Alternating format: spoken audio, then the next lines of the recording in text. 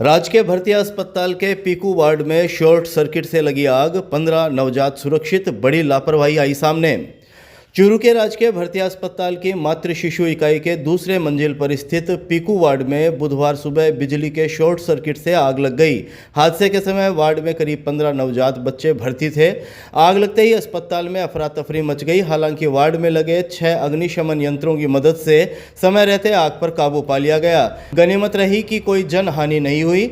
सुबह 8 बजे मिली जानकारी के अनुसार हलेरी से भर्ती एक नवजात को नेबुलाइज करने के लिए उसकी मां ने बिजली पैनल बोर्ड में प्लग लगाया।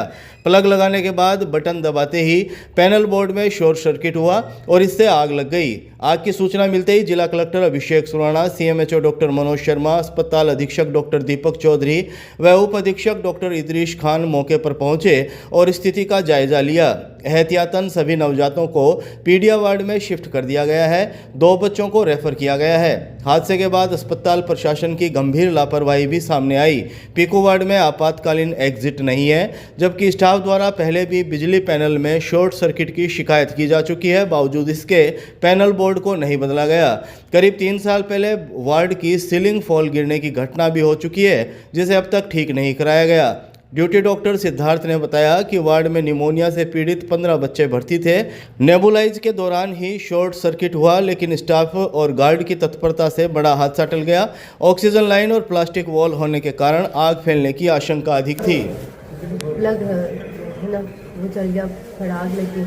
तो जो डॉक्टर साहब है ना अभी के वार्ड के आईसीयू के भी आए और ना तार खींच रही, तो फिर बच्चा बाहर निकाल दिया। नाम डॉक्टर सिद्धार्थ है। मैं पीआईसीयू नाइट ड्यूटी पे था, डॉक्टर सिद्धार्थ, और हमारे साथ में नर्सिंग स्टाफ थे, गायत्री जी और सुमन जी। सुबह की बात है, मोस्ट ऑफ बच्चे जो पीआईसीयू में थे, 15 बच्चे थे टोटल, उसके अंदर लगभग मोस्ट ऑफ बच्चे वो निमोनिया के साथ में थे। हम सुबह सुबह में उसे नेबुलाइज करवाते हैं। नेबुलाइज के दौरान जो सेकंड बेड है, सेकंड बेड पर ही नेबुलाइजर की मशीन लगे हुई थी, उधर शॉर्ट सर्किट हो गया था। शॉर्ट सर्किट के बाद में तुरंत ही आँख लपेटे में आ रही थी और तुरंत ही त्वरित कार्रवाई हुई थी। 7:10 की बात है ये। हमारे पास में गार्ड साहब थे। गार्ड साहब ने तुरंत ही फायर एक्सटिंग्विशर जो हमें ट्रेनिंग दे रखी है उस हिसाब से त्वरित कार्रवाई हुई थी और तुरंत ही लगभग 5 से 6 सिलेंडर हमें यूज़ करने पड़े थे। अभी तुरंत फ़िलहाल में हमने पीडिया वार्ड है जो जस्ट पास में ही है, वहाँ पे सभी बच्चों को शिफ्ट किया गया है। मोस्ट ऑफ बच्चे जो ज़्यादा सीखे हैं हमें उन्हें रेफ़र भी करना पड़ा है और जो ऑफ ऑक्सीजन है उन्हें हमें पीडिया वार्ड में लिया गया है। जैसा कि आप जानते हैं कि ये वाली जो बिल्डिंग है उसमें प्लास्टिक से वॉलिंग है, तो वॉलिंग की वजह से आग ज़्यादा भीषण हो सकती थी, लेकिन विद इन अ मिनट और विद इन 1 to 2 मिनट आग पे काबू पा लिया गया था। सड़क सुरक्षा माह के तहत ट्रैफिक पुलिस का जागरूकता अभियान। रेलवे स्टेशन के सामने वाहन चालकों को दिए गुलाब के फूल। चूरू जिले में सड़क सुरक्षा माह के अंतर्गत बुधवार को ट्रैफिक पुलिस द्वारा जन जागरूकता अभियान चलाया गया।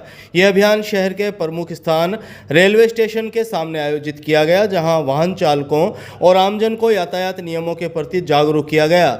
अभियान के दौरान ट्रैफिक पुलिस ने नियमों का पालन करने वाले वाहन चालकों को गुलाब का फूल भेंट कर उनका उत्साहवर्धन किया।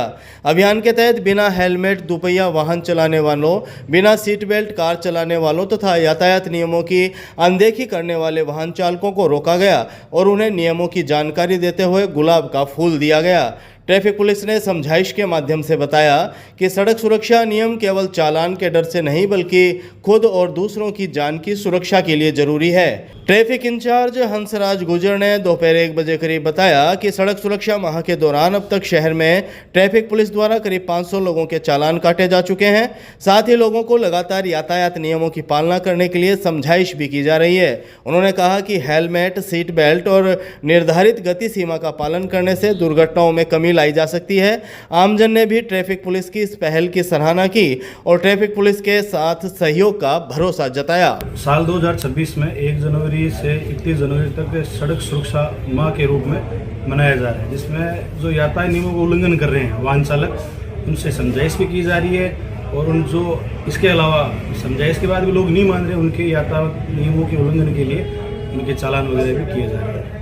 यातायात शाखा चूरू द्वारा 1 जनवरी से लेकर अब तक लगभग 500 के करीब चालान किए गए हैं उसके अलावा समय समय पर यातायात नियमों की जागरूकता के लिए स्कूल और कॉलेजों में भी जाके उनको यातायात नियमों की जानकारी दी जा रही है। इसके अलावा आज अपने रेलवे स्टेशन के सामने यातायात नियमों का उल्लंघन करने वालों को गुलाब के फूल देकर उनसे समझाइश की गई है और अपेक्षा करेंगे लोग जागरूक होकर के कम से कम यातायात नियमों का उल्लंघन करें। गांव सोमासी में गर्म पानी की बाल्टी में गिरने से 2 मासूम बच्चे झुलसे, राजकीय भरतिया अस्पताल में इलाज जारी।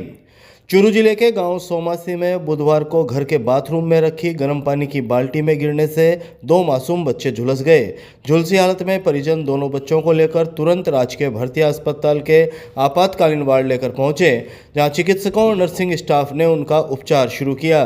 फिलहाल दोनों बच्चों की हालत सामान्य बताई जा रही है। अस्पताल पहुंचे परिजनों ने सुबह 10 बजे करीब बताया कि सोमासी निवासी 3 वर्षीय जानवी और 5 वर्षीय विवान नहाने की तैयारी कर रहे थे। इसी दौरान विवान अपनी छोटी बहन को लेकर बाथरूम की ओर जा रहा था। सामने रखी गर्म पानी की बाल्टी दिखाई नहीं देने से दोनों अचानक उस पर गिर गए, जिससे वे बुरी तरह झुलस गए। हादसे के बाद परिजन बच्चों को निजी वाहन से तुरंत अस्पताल लेकर पहुंचे। सूचना मिलने पर अन्य परिजन भी अस्पताल पहुंच गए। अस्पताल में प्राथमिक उपचार के बाद दोनों बच्चों की स्थिति सामान्य बताई जा रही है। उनका इलाज जारी है।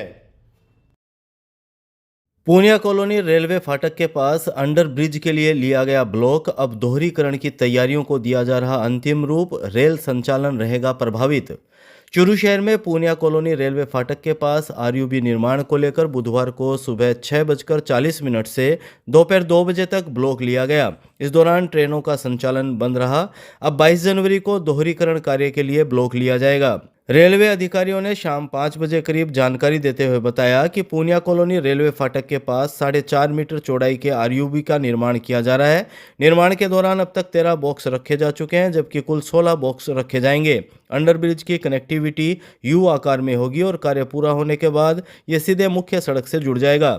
अंडरब्रिज निर्माण का काम लगभग 1 महीने में पूरा होने की संभावना है। उन्होंने बताया कि चूरू से दूधवा खारा के बीच बन रही डबल रेल लाइन के लिए 23 और 24 जनवरी को सीआरएस का निरीक्षण प्रस्तावित है। इसके लिए तैयारियों को अंतिम रूप दिया जा रहा है। सीआरएस की ओके रिपोर्ट मिलते ही चूरू दूधवा खारा सेक्शन पर दोनों लाइनों पर ट्रेनों का संचालन शुरू कर दिया जाएगा। उन्होंने बताया कि चूरू सादुलपुर के बीच करीब 58 किलोमीटर डबल लाइन परियोजना का पहला चरण चूरू से दूधवा खारा तक 29 किलोमीटर का है, जिसका निर्माण कार्य लगभग पूरा हो चुका है। इस सेक्शन के शुरू होने से चूरू से रतनगढ़ तक पहले से चालू डबल लाइन का सीधा लाभ मिलेगा। ऑटोमेटिक पैनल सर्किट और प्रत्येक 1 किलोमीटर पर लगाए गए ऑटोमेटिक सिग्नल सिस्टम के कारण ट्रेनों की आवाजाही तेज और सुगम होगी। रेलवे अधिकारियों के अनुसार डबल लाइन शुरू होने के बाद ट्रेनों को सिग्नल के इंतजार में स्टेशन या आउटर पर खड़ा नहीं रहना पड़ेगा। तारानगर गोगटिया के बीच संतुलन बिगड़ने से पिकअप पलटी, 2 घायल महिलाओं को चूरू अस्पताल लाया गया। चूरू जिले के तारानगर थाना क्षेत्र में बुधवार को तारानगर गोगटिया सड़क मार्ग पर संतुलन बिगड़ने से एक पिकअप वाहन पलट गया। हादसे में पिकअप में सवार 2 महिलाएं घायल हो गई।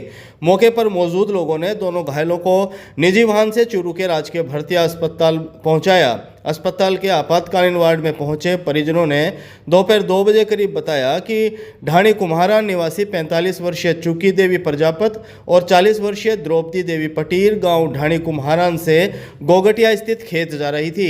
रास्ते में उन्हें खेत की ओर जा रही एक पिकअप मिली, जिसमें दोनों महिलाएं सवार हो गई। ढाणी कुम्हारान और गोगटिया के बीच अचानक पिकअप का संतुलन बिगड़ गया और वाहन पलट गया। हादसे में दोनों महिलाएं घायल हो गई, जिन्हें तुरंत तारानगर के सरकारी अस्पताल लाया गया, जहां प्राथमिक इलाज के बाद उन्हें चिकित्सकों ने चूरू रेफर कर दिया। फिलहाल दोनों महिलाओं की हालत स्थिर बताई जा रही है और चूरू के राजकीय भरतिया अस्पताल में उनका उपचार जारी है।